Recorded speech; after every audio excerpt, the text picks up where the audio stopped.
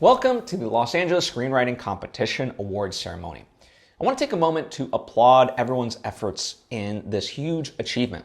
And no, I'm not just talking about those who are nominated or who are about to win an award. I'm talking about everyone who submitted a script into this competition. And that is because it takes a tremendous amount of resilience and discipline to be able to do that. So many people think about writing a script, some even begin, but so few finish. And so it is a huge personal victory, as well as a victory for the world, as Steven Pressfield, author of The War of Art, might argue. I want you to remember that as we head into the awards section of the ceremony, because it can be easy to get lost within comparison. But the creative journey is an individual one. It doesn't matter whether you were just recently bitten by the writer's bug or are an experienced writer at this stage. We're at different stages, and the question to ask yourself really is, am I better today than I was yesterday? And if the answer is yes, then that's progress, and that's what you want. In an attempt to help every screenwriter along on their journey, I figured it'd be beneficial to share 5 tips that have tremendously benefited me, and I think they can benefit you. Tip number 1, art is observation. In an interview with Tim Ferriss, acclaimed music producer Rick Rubin argued that art really is just observation. The actual making of the product is craftsmanship and skill.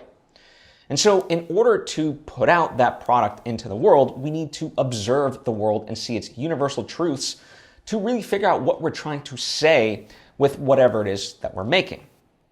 And when it comes to a screenplay, I'm not just talking about the down-to-earth stories, right? I'm talking about sci-fi, horror, fantasy, it doesn't matter. Because all of these still share a fundamental truth that we're trying to express about humanity, the human condition, and so forth.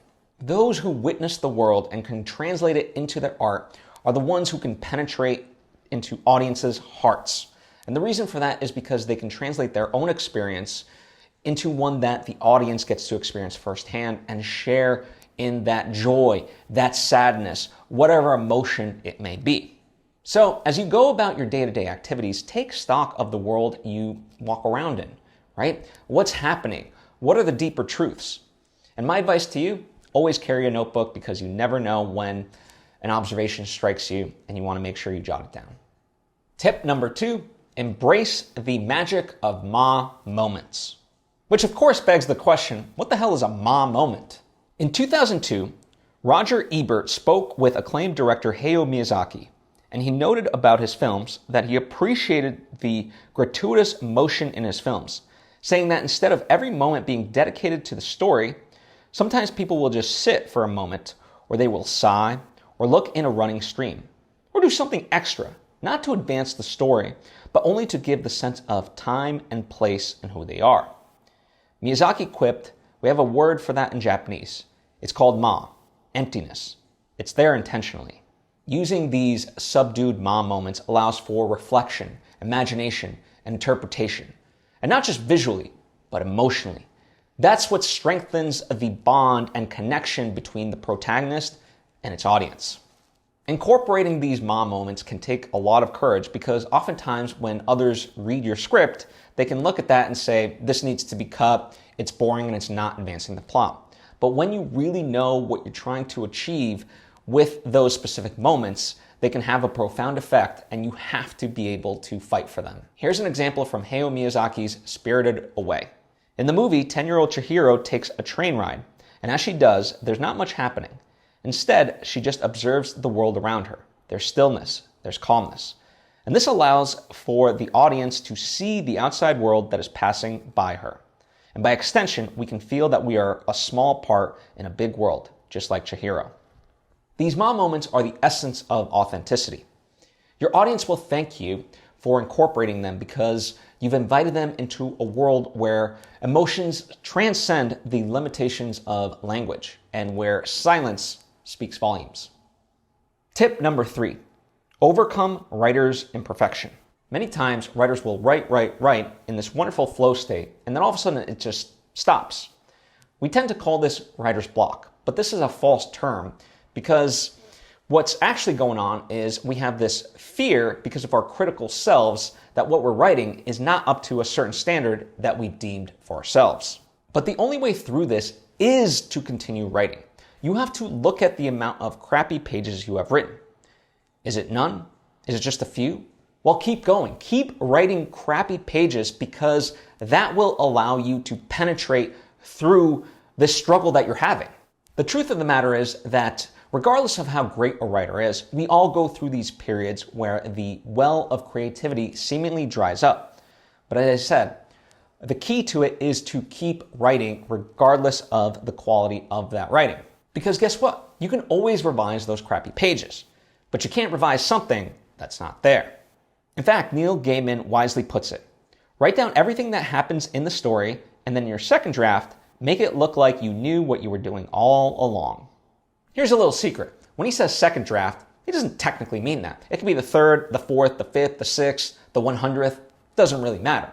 At the end of the day, you will be judged upon what you present, never what the audience or the reader doesn't see. Embrace the messiness of writing. It is a creative journey, and through that bumping of your head, things can arise that you never imagined, and oftentimes forming the best scenes in the entire story. So there is no writer's block, only writer's imperfection, and there's a way through it if you just keep on writing regardless of the quality.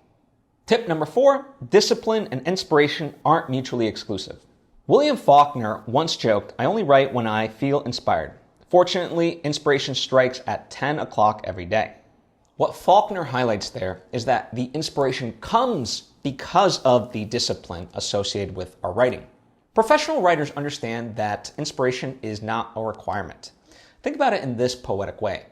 Once you begin to work at your desk, it's as if the muses reward you for putting in that effort with inspiration. And so I encourage you to have a writing routine. Now, it doesn't have to be a daily practice, but as long as it's consistent, couple hours, within the week, whatever it may be, it will pay off. Part of that is it keeps the story fresh in your mind and your unconscious brain working and solving various plot problems and whatever else that may need to be solved within the story to make it work. So discipline and inspiration really are synonymous for any successful writer out there. Now, quick caveat, on some days you will have tremendous output, and on other days you will struggle. It goes back to writer's imperfection. Just keep writing regardless of the quality, and you will eventually get to the story that you're trying to tell. Tip number 5, read and read widely. Stephen King argues those who do not read cannot write. And I believe this wholeheartedly, as do other successful writers. By reading, you elevate your craft. Refer back to tip number 1, art is observation. By reading, you observe the tropes of genre, the pitfalls of cliche, and so forth. To Stephen King's notion, I add to read widely. Read horror, read sci-fi, read fantasy, read comedy, read drama, read all of that because it just enriches you in such a profound way. By reading widely, it will make you aware of what is out there. It will teach you how to write better dialogue, action lines, and so forth. And that's regardless of the quality of the script. You will start to absorb these scripts and be able to judge of, okay, this is good and I want to apply it, or this is bad and I don't want to have that in my scripts. But beyond scripts, I encourage you to also read novels as well as nonfiction. Great screenwriters such as Christopher Nolan, Quentin Tarantino read all kinds of books. And not that they're necessarily adapting them, but they just draw inspiration from it, filling up their proverbial reservoir of all this creativity from those works of art. So I encourage you to read a lot, and read widely because it will tremendously help you as a writer. So those are the 5 tips that have tremendously benefited me, and I hope they have the same effect on you.